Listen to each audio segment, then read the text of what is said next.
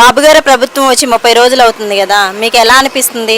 దాని మీద మీ అభిప్రాయం ఏంటి చెప్పండి. బాబు గారి ప్రభుత్వం వచ్చి 30 రోజులు అయింది. మాకు ఎంతో సంతోషంగా ఉంది. ఇసుక ఇస్తున్నాడు, రేపటి నుంచి కందిపప్పు వస్తున్నాయి, పంచదార ఇస్తున్నారు, అన్ని ఇస్తున్నారు. పరిపాలన ఇప్పుడు బాగుంది. ఇంకా చేయాల్సినవి చాలా ఉన్నాయి. వచ్చి 30 రోజులే కదా.